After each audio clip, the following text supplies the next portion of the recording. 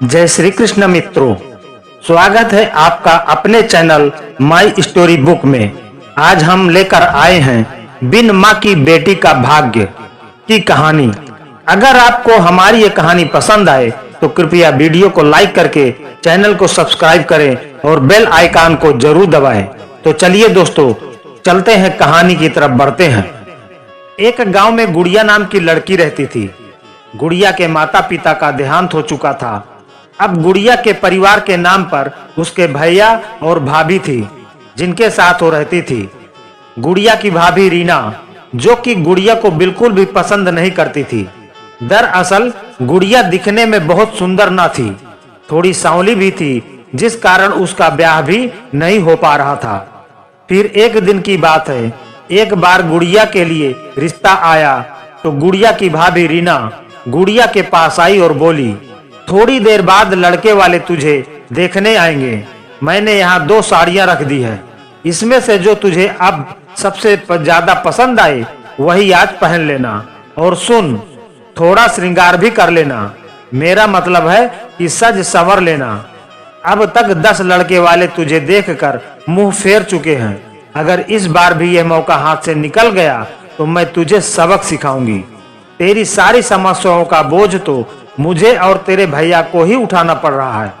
सास ससुर तो चल बसे और सारी जिम्मेदारी मेरे सिर पर डाल गए। इतना सुनकर गुड़िया की आंखें भर आई। वो बोली, भाभी विश्वास करो, मेरी वजह से आप लोगों को परेशानी में डालना मुझे बिल्कुल अच्छा नहीं लगता। मैं नहीं जानती कि मैंने भगवान से क्या गलती की थी कि उसने मेरी रंगत इतनी काली कर दी। मुझे इससे कोई परेशानी नहीं है, लेकिन लोगों को मेरे इस रंग से बहुत दिक्कत होती है। मुझे तो कोई पसंद ही नहीं करता। फिर भी मेरा मन कहता है कि इस बार शायद कोई ना कोई मुझे जरूर पसंद कर लेगा। रीना बोली, अरे तेरा वो फालतू मन हमेशा यही कहता है कि आज लड़के वाले मुझे पसंद कर लेंगे। पहले भी तूने यही कहा था, तब तो तुझे किसी ने पसंद नहीं किया। तेरे कारण मैं समाज में मुंह दिखाने लायक नहीं रही। जब सब तुझे काली काली कहते हैं तब तू कहीं डूबकर मर क्यों नहीं जाती? फिर तो मेरी सारी परेशानी ही खत्म हो जाती। हमें और तुझे इतनी बातें भी सुननी नहीं पड़ती।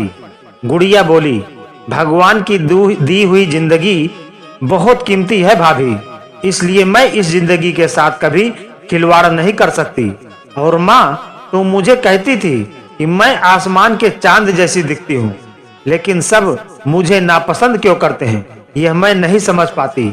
फिर भी मुझे पूरा विश्वास है कि माँ ने जो कहा था वो सही कहा था कि मैं चांद जैसी हूँ। रीना गुस्से से बोली, तेरी माँ ने चांद की बात तो की, लेकिन जानती है कौन सा चांद? अमावस का चांद, बिल्कुल काला, घोर अंधेरा। गुड़िया अब गुस्सा जाती है और अपनी भाभी से कहती है, बस अब और मेरा अपमान मत करिए भाभी, मुझे बहुत दुख होता है। माँ बाप को खोने का दर्द मैं वैसे ही नहीं सह पाती। मैं तो सबको प्यार करती हूँ, फिर कोई मुझे प्यार क्यों नहीं करता? मेरी रंगत काली है तो क्या मैं इंसान नहीं हूँ? मुझे सब अलग क्यों करते हैं? इधर लड़के वाले उनके घर आ जाते हैं और लड़के की माँ गुड़िया को देखने के लिए बुलाती है। अरे कब से मैं अपने हीरा जैसे लड़के को यहाँ लेकर बैठी हूँ, लड़की कहाँ है? अरे उसे जल्दी बुलाइए। रीना बेटा, आपकी ननद को तैयार होने में और कितना वक्त लगेगा? हमारे पास इतना समय नहीं है। गुड़िया को कहो जल्दी से आ जाए। अब हम थोड़ा देख लें। तभी गुड़िया तैयार होकर वहां आ गई।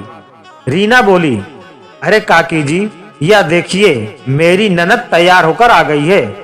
हमारी ननद, उसका रंग थोड़ा सांवला है, लेकिन मन बहुत सुंदर है, कामकाज में भी बहुत तेज है। आप लोगों को हमेशा खुश रखेगी। आपको कभी कोई शिकायत नहीं मिलेगी, मैं वादा करती हूँ।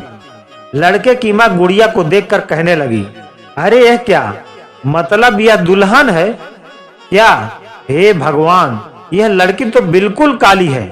नहीं नहीं, यह लड़की मेरी बहू बनने के लायक नहीं है। यह लड़की मेरे बेटे की पत्नी बन गई तो मैं समाज में मुंह दिखाने के लायक ही नहीं रहूंगी। छी छी छी छी, ऐसी लड़की को मैं अपने घर की बहू बनाऊंगी? यह मैं सोच भी नहीं सकती। तभी रीना ने कहा, अरे काकी, जो देखो ना, इसे अपनी बहू बना लो। हमारे पास 2-3 बीघा जमीन है, उसमें से 1 बीघा आपको दे दूंगी। बस आप इसे स्वीकार कर लो। वैसे भी मेरी ननद बहुत काम कर सकती है, सारा दिन काम करेगी, कभी शिकायत नहीं करेगी। इसे बहू बना लो काकी जी। अच्छा ठीक है काकी जी, अगर आपका कोई और भाई हो तो उससे इसकी शादी करा दो। लड़के की माँ बोली, अरे चुप रहो, इतना जोर जबरदस्ती मत करो और पैसे का लालच भी मत दिखाओ, समझी? कुछ जमीन के लिए मैं इस लड़की को ले जाऊं और फिर समाज में सब मिलकर मेरे माथे पर कालिक पोत दें। रीना बोली, अरे काकी जी गुस्सा मत करो, शुरुआत में लोग कुछ कुछ कहेंगे, फिर सब ठीक हो जाएगा। देखो पहले लोग थोड़ा भला बुरा कहेंगे, फिर समय के साथ सब ठीक हो जाएगा। आप सब थोड़ा शांत हो जाओ। यह सब गुड़िया वहीं खड़े होकर सुन रही थी और फिर बोली, देखिए मैं किसी के घर जबरदस्ती बहू बनकर नहीं जाना चाहती। इस दुनिया में शादी ही सब कुछ नहीं है। मैं शादी नहीं करना चाहती। कृपया करके आप लोग चले जाओ। और मुझे बहू बनाकर अपने घर ले गई तो लोग आपका मजाक उड़ाएंगे। जहां घर वाले ही मुझे ताने मारते हैं, वहां मैं पराये के घर जाऊं। कृपया मेरा और अपमान मत करो। आज मेरे माता पिता जिंदा नहीं है, इसलिए मैं सबके लिए बोझ बन गई हूँ। अगर वह जिंदा होते तो मुझे कभी इतनी बातें नहीं सुननी पड़ती।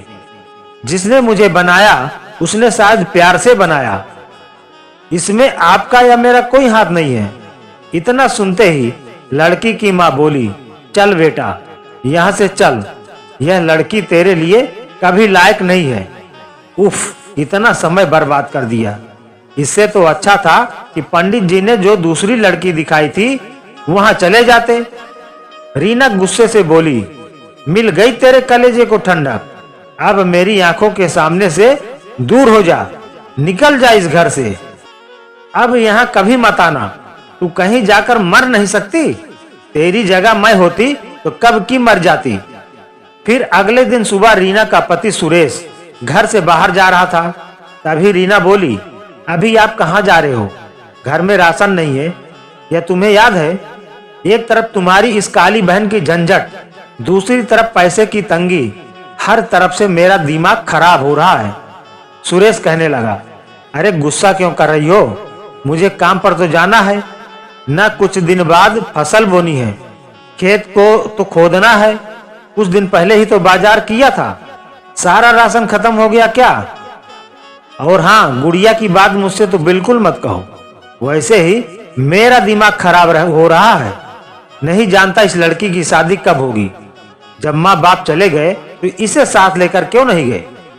रीना बोली, हाँ और तो और घर का आधा खाना तो तुम्हारी बहन के पेट में चला जाता है। दिन में 3 बार खाना खाती है और इधर उधर घूमती रहती है। तुम्हारी बहन कोई काम ही नहीं करना चाहती। मैं यहाँ नौकरानी बनकर आई हूँ। क्या तुम सारा दिन बाहर रहते हो? घर की सारी परेशानियां मुझे ही झेलनी पड़ती है।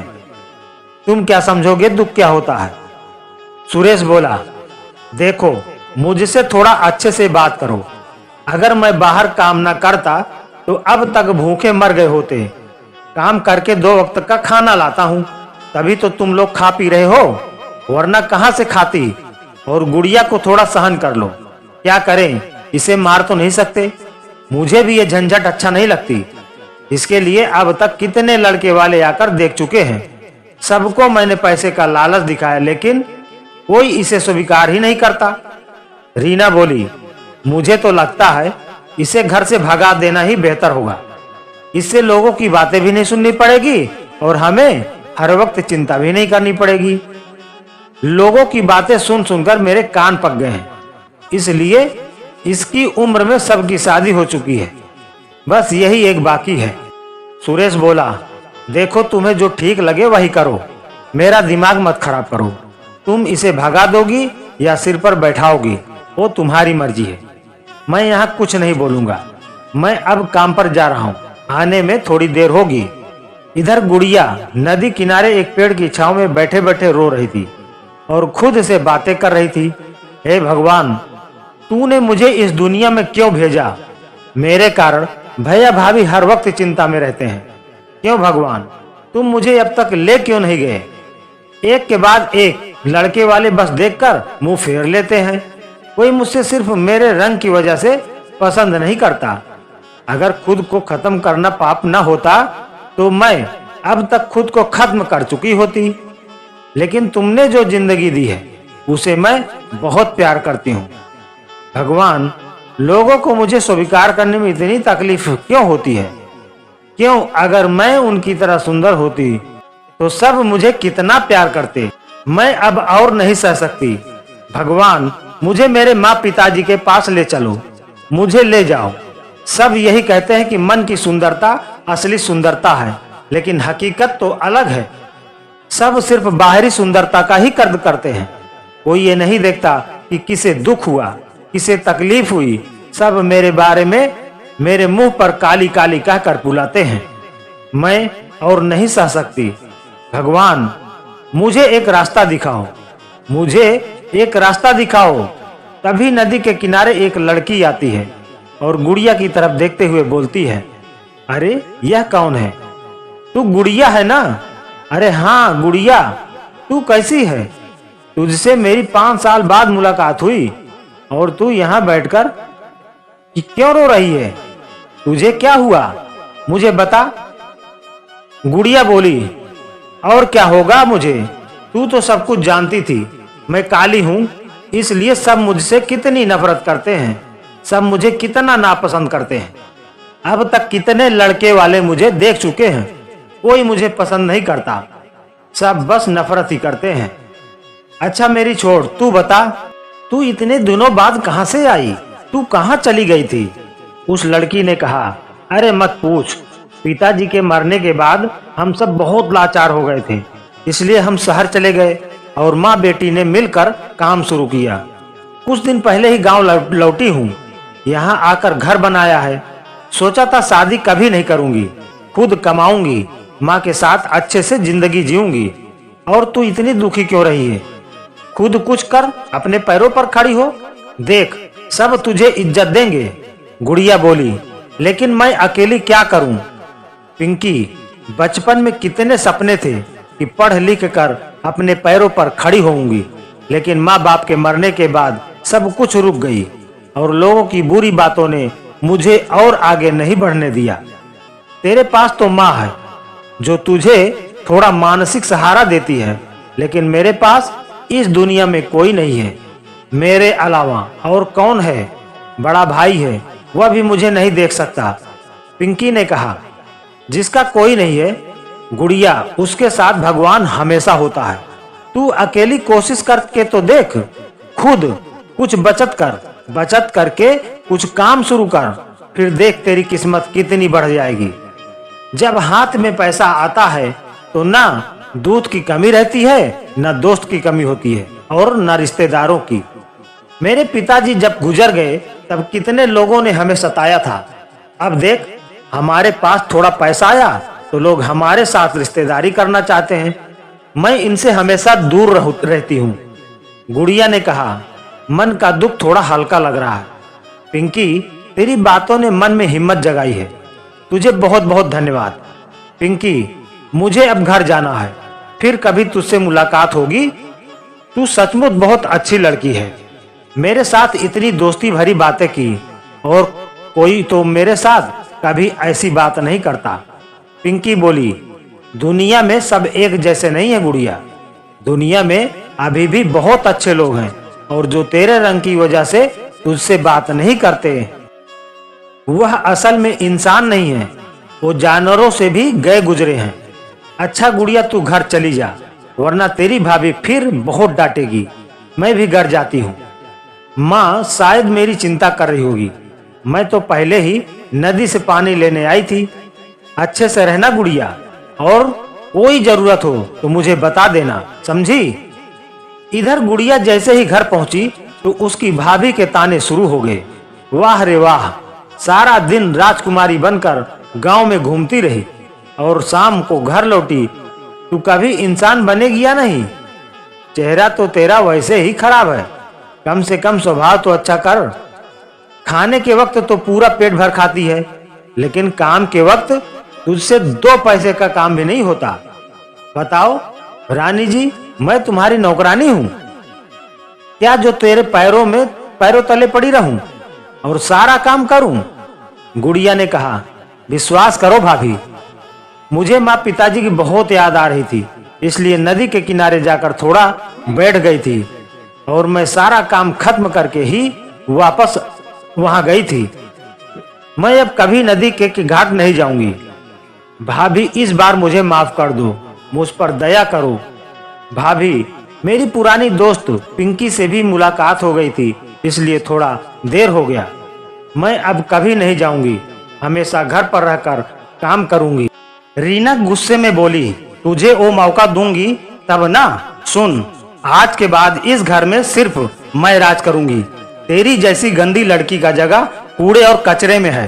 तेरे भाई यानी मेरे पति ने खुद कहा है कि तुझे आज घर से भगा दूं, इसलिए अच्छे से कह रही हूँ, सीधी तरह से इस घर से निकल जा, वरना धक्के मारकर तुझे घर से निकाल दूंगी। यह क्या कह रही हो भाभी? मैं इस घर को छोड़कर कहाँ जाऊंगी? मैं तो किसी को जानती भी नहीं हूँ, मैं कहाँ जाऊं? भाभी, मेरे साथ यह अन्याय मत करो, मुझे इस घर में रहने दो। इस घर में मेरे माँ पिता की कितनी यादें जुड़ी हैं। मैं आप लोगों को छोड़कर कहीं नहीं जाना चाहती। अच्छा, इस घर को छोड़कर नहीं जाएगी? रुक जा, अभी तुझे बताती हूँ। और फिर रीना गुड़िया को धक्के मारकर घर से निकाल देती है। बेचारी गुड़िया का अब इस दुनिया में कोई नहीं था। वह रोते हुए वहां से चली जाती है।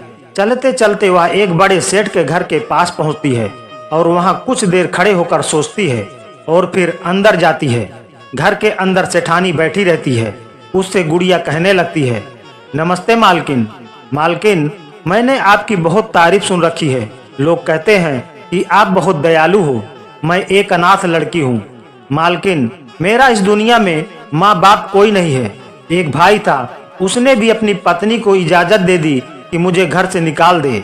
मेरा बस एक ही दोष कि मैं काली क्यों हूँ। मैं आपके पैर पड़ती हूँ मालकिन, मुझे यहाँ कोई काम दे दो। मैं कम तनख्वाह में भी बहुत काम करूंगी। मुझे दया करके एक काम दे दो, वरना मैं भूख से मर जाऊंगी। सेठानी बहुत दयालु स्वभाव की रहती है। उसे गुड़िया की सारी बातें सुनकर बहुत दुख होता है। अरे बेटी, इतना मत सोच और रोना बंद कर। तेरी बातें सुनकर मेरा दिल भर आया। बेटी, तू काली है तो क्या, तू इंसान नहीं है? बाकी लोग जैसे सामान्य हैं, तू भी तो वैसे ही सामान्य है। सुन, जिन लोगों ने तेरा अपमान किया, तू एक दिन उन्हें दिखा देगी कि मैं काली हूँ, लेकिन कभी रुकी नहीं हूँ। तू उन्हें दिखा देगी कि जो लोग मुझ पर हंसते थे, देखो मैं उनसे कितना ऊपर हूँ। आज से तू मेरे यहाँ काम करेगी और मैं तुझे अच्छी तनख्वाह दूंगी ताकि तू कुछ कर सके। जा बेटी, अब से काम शुरू कर दे। एक बात याद रख, मेहनत करेगी तो सफलता अपने आप आएगी। और तू काली है, इसलिए कभी खुद को मत छिपाना। सबके सामने आत्मविश्वास से चल, तभी तू जिंदगी में कामयाब होगी। फिर गुड़िया उसके दुकान में काम करने लगी और देखते ही देखते गुड़िया ने खुद की एक कपड़े की दुकान खोल ली। अब गुड़िया अपने पैरों पर खड़ी हो गई थी। उसकी दुकान बहुत ही अच्छे से चल रहा था। ऐसे ही साल बीत गए और एक दिन उसी की दुकान पर उसके भैया भाभी आए। वहां उन दोनों ने गुड़िया को देखा तो चौंक गए। अरे ये यहाँ क्या कर रही है? गुड़िया के दुकान पर लोगों की भीड़ लगी थी। मुझे आपके दुकान के कपड़े बहुत पसंद हैं। कपड़ा बहुत बढ़िया था। अरे वो वाला कपड़ा दिखाना, गुड़िया सबसे कहने लगी। कृपया आप सब शांत रहें, मैं एक एक करके सबको अच्छे कपड़े दिखा रही हूँ। आप लोग मेरी दुकान के कपड़े पसंद कर रहे हो, इससे मुझे सचमुच खुशी हो रही है। अब से मैं अपनी दुकान में और भी अच्छे कपड़े लाऊंगी, तब मैं सबको खबर भेजूंगी। मेरे कपड़े के कारोबार में इतनी जल्दी सफलता के पीछे आप सबका बहुत बड़ा योगदान है। तभी रीना ने गुड़िया से कहा, अरे तू हमारी गुड़िया है ना? तू यहाँ क्या कर रही है? गांव में सब कह रहे थे कि हमारे गांव के बड़े बाजार में एक बहुत अच्छी और महंगे कपड़े की दुकान खुल गई है। वही सुनकर हम दोनों कपड़े खरीदने आए हैं। लेकिन तू इस दुकान में क्या कर रही है? क्या तू यहाँ किसी के लिए काम कर रही है? क्या तू यहाँ कर्मचारी है? गुड़िया ने कहा, नहीं, मैं यहाँ कोई कर्मचारी नहीं हूँ, इस दुकान की मालकिन मैं खुद हूँ। बाहर बोर्ड पर मेरा नाम साफ साफ लिखा है, तो यह किसी और की दुकान कैसे हो सकती है? बताओ, आपको कौन सा कपड़ा दिखाऊं, रेशमी साड़ी या बनारसी? मेरी दुकान में हर तरह के कपड़े मिलेंगे। अब तो गुड़िया का रुतबा देखकर उसकी भैया भाभी को शर्मिंदगी हुई। वे कहने लगे, मुझे माफ कर दे बहन, मुझे माफ कर दे। मैंने बहुत बड़ी गलती कर दी, तुझे घर से निकालकर। मैंने बहुत गलत किया। मैं कभी तेरे सामने आंख उठाकर बात नहीं करूंगा। इस बार मुझे माफ कर दे। तेरा रंग काला था, इसलिए मैंने तुझे घर से निकाल दिया था। अब तो तेरा रुतबा इतना ऊंचा है कि तू हमें 10 बार खरीदकर 10 बार बेच सकती है। गुड़िया ने कहा, बहन? कौन सी बहन? और किसे माफ करने की बात कर रहे हो? सुनो, एक बात कहती हूँ, जो लोग अब मेरे साथ रिश्तेदारी करना चाहते हैं वो मेरे लिए नहीं, मेरे पैसे के पीछे हैं। और जिस दिन मैं उस घर से निकली थी, उसी दिन मैंने कसम खाई थी कि जैसे मैं अनाथ हूँ वैसे ही जिंदगी भर अनाथ ही रहूंगी। मेरा कोई नहीं है, ना भाई ना माँ बाप, कोई नहीं। मेरे लिए सब मर चुके हैं। जिन्होंने मेरे साथ जिंदगी भर अन्याय किया, मेरी लाचारी का मजाक उड़ाया, मेरे रंग पर ताने मारी, उन्हें मैं कभी माफ नहीं करूंगी। मैं सिर्फ अपने माँ बाप से प्यार करती हूँ और किसी से नहीं। रीना भी बोलने लगी, गुड़िया, मैं सच कहती हूँ, मुझे माफ कर दे। अब से मैं तुझे अपनी बहन की तरह रखूंगी, कभी कोई काम नहीं करने दूंगी, कभी कोई कड़वी बात नहीं कहूंगी। हमसे नाराज मत हो बहन, हमारे साथ घर चल, हम सब मिलकर एक साथ रहेंगे। गुड़िया ने कहा, अच्छा, जब मैं महीनों सालों तक घर से बाहर थी तब आपका प्यार कहाँ था? तब तो किसी ने मुझे नहीं खोजा। अब आए हो प्यार दिखाने? मेरे पैसे और मेरी शान देखकर आपका लालच जागा है, मैं सब समझ रही हूँ। अब आप लोग जा सकते हो, पर हाँ, भूल कर भी कभी मेरी दुकान पर कदम मत रखना। मैं आपको फिर कभी ना देखूं, कभी नहीं। गुड़िया ने उन्हें अपनी दुकान से भगा दिया और गुड़िया की दुकान ऐसे ही बहुत अच्छी चलती रही। गुड़िया अब अपनी जिंदगी में खुश रहने लगी। तो दोस्तों, आज की कहानी यहीं पर समाप्त हुई। फिर मिलेंगे एक और कहानी के साथ। आपको ये कहानी कैसी लगी कमेंट करके जरूर बताएं। वीडियो को लाइक करके ज्यादा से ज्यादा शेयर करें और अभी तक हमारे चैनल को सब्सक्राइब नहीं किया है तो प्लीज सब्सक्राइब जरूर कर लें। धन्यवाद।